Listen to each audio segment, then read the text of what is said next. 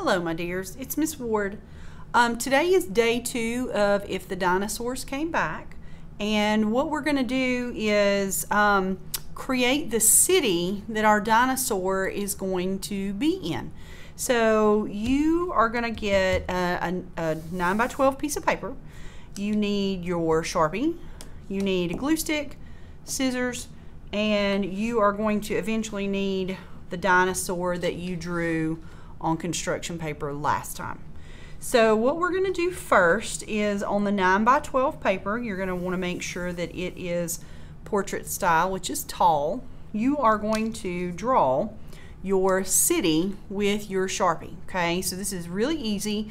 It's lots and lots of rectangles, some circles maybe thrown in, or some arches or something like that for windows, and you can do clock towers and that kind of stuff. So whatever you want to do, okay?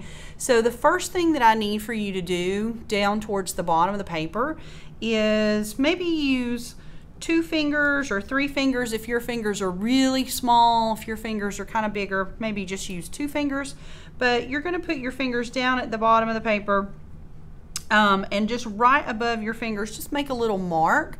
And I would like for you to draw a horizontal line that goes across and hits that mark.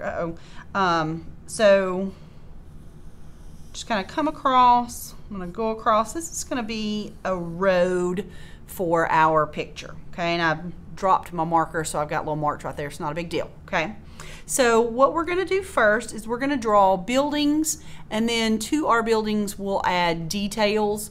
And I'm not going to draw like the entire time. I'll just show you a couple things and then let you work on yours and show you kind of what the finished product should be like as far as how everything needs to be filled in. So what you're going to do, we're going to do 2D cities on this, so we're not drawing 3D today like I showed you not too long ago. So this is just going to be 2D buildings, meaning remember that they look flat. So I'm going to start right in the middle, and I'm going to put 2 vertical lines, and we don't want them to be super far apart because we want to do several buildings on here. So this will be our first building. Go ahead and just close that off at the top. In a minute you'll have a chance to add some different rooftop styles. We want to make our buildings different sizes. We don't want them all the same height. So maybe pick a place and maybe make a lower building, and we want them kind of bumped up next to each other so it looks like a really busy city. And I'm going to have one kind of tucked behind that kind of goes off the side. So I might make one a little taller. And maybe to finish off, I will do maybe a really short one. I'm just going to do a line over.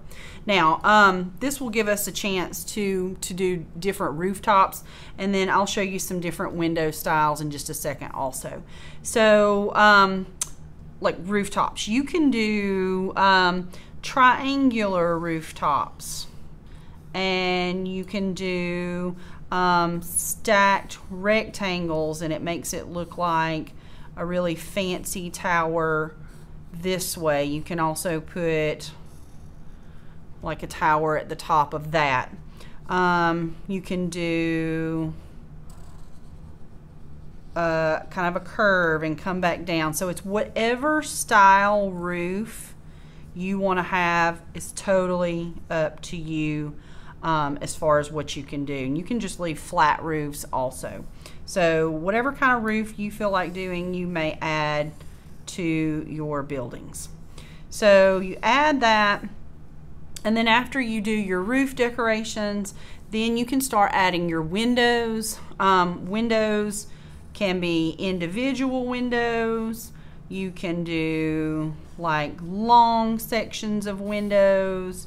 It's however you want to do it. Sometimes you can put little dividers in there. You can also do like little diagonal lines. It makes it look like a glare on the window if you're not going to put any kind of detail like that on the inside. You can do clocks.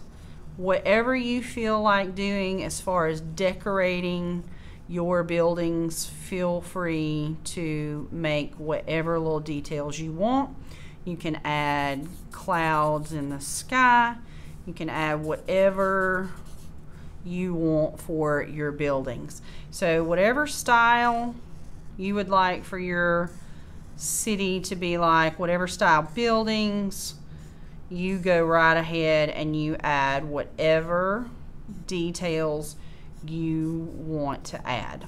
Okay, so as much as you can put, the more you put, the more interesting it will look. So just feel free to keep going and keep going and keep going.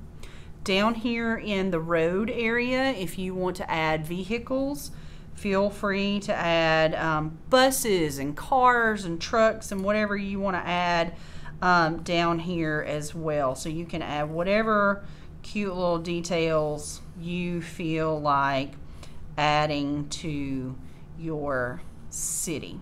Okay, so whatever kind of little details you want to add, feel free to add those details to your drawing. Okay, so I'm going to stop right there, but I just want to go ahead and show you this is what you can do as far as detail goes. The amount of detail you add, you can actually take your marker and color in something solid black. Now don't do that a lot, because remember, marker is not good for big spaces, but in small spaces, feel free to add some spots of black, and that will really make those areas really pop and stand out. But you can see that in each of my buildings, I've added detail. I've got roof detail, got a little bus down here. Also write your name at the bottom in the corner, okay? Either corner is fine, but at the bottom in the corner. Now, as soon as you're done with your city, finish it first, okay? Add all the detail that you want to add. What you're going to do next is cut out your dinosaur. And when you cut your dinosaur, don't cut on the black line, cut outside the black line just a tiny bit.